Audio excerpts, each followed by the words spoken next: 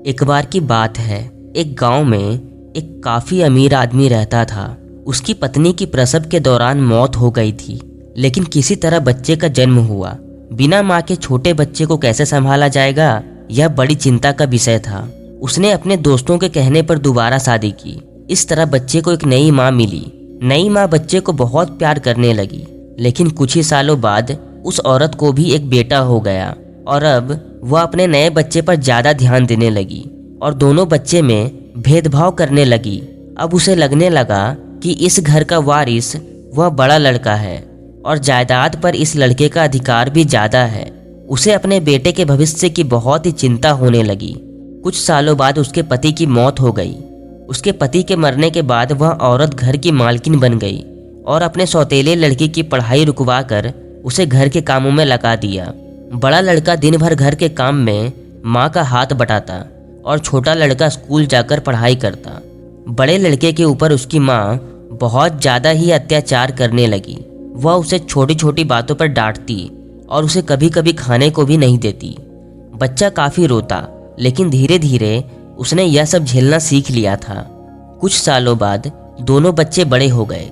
जो छोटा लड़का था वह अब इंजीनियर बन गया था और शहर की एक बड़ी सी कंपनी में जॉब करने लगा था।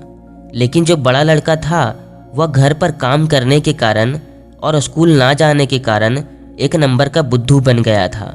लोग उसे निकम्मा कहते थे। माँ भी उसका इस्तेमाल बस घर के काम काज के लिए करती थी। एक साल बाद माँ ने दोनों लड़कों की शादी करवा दी। छोटे लड़के की शादी माँ ने एक अमीर परिवार की इकलौती बेटी के साथ करवाया और बड़े लड़के की शादी एक गरीब घर की बेटी के साथ करवाया, ताकि वह गरीब लड़की भी बड़े लड़के की तरह ही घर के काम काज में ही लगी रहे और छोटी बहू की सेवा करे। शादी के बाद बड़ा लड़का खुशी खुशी अपना जीवन जीने लगा और अपनी पत्नी के साथ माँ और छोटे भाई के परिवार की सेवा करने लगा। एक दिन माँ बीमार हो गई। जब उसे अस्पताल ले जाया गया तब पता चला कि उसे छूत की बीमारी है। वह अगर किसी को छू भी दे तो यह बीमारी उसे लग जाएगी।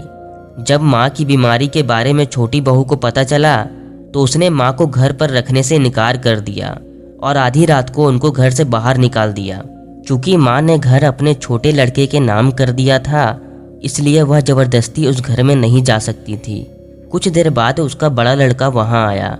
जब उसने माँ को रोते हुए देखा तो उसकी आंखों से भी आंसू निकल आए। फिर वह माँ को अपने घर लेकर गया और उनकी सेवा करने लगा। माँ को अपनी गलती का एहसास हुआ। वह अपने बड़े लड़के से माफ़ी मांगने लगी कि मैंने तुम्हारे साथ काफ़ी अन्याय किया और इसलिए ही आज मैं जिससे सबसे ज़्यादा प्यार करती थी उसी ने मुझे घर से भगा दिया। मुझे माफ़ कर दो बेटा, मुझे मेरी गलती की भगवान ने इतनी बड़ी सज़ा दे दी। दोस्तों, इस कहानी से हमें यह सीख मिलती है कि हमें कभी किसी के साथ कुछ बुरा नहीं करना चाहिए। यह दुनिया गोल है, जैसा हम दूसरों के साथ करेंगे वैसा ही भविष्य में हमारे साथ भी होगा। हमारा किया हुआ घूमकर हमारे पास ही आता है। यह कुदरत का नियम है। इसलिए आज से ही आप दूसरों का मजाक उड़ाना, दूसरों को अपने फ़ायदे के लिए इस्तेमाल करना बंद कर दो। अगर आप किसी का भला नहीं कर सकते तो उसका बुरा भी मत करो। उम्मीद है आप ऐसा ही करोगे। अगर वीडियो अच्छी लगी हो तो चैनल को सब्सक्राइब कर लेना। जय हिंद, वंदे मातरम।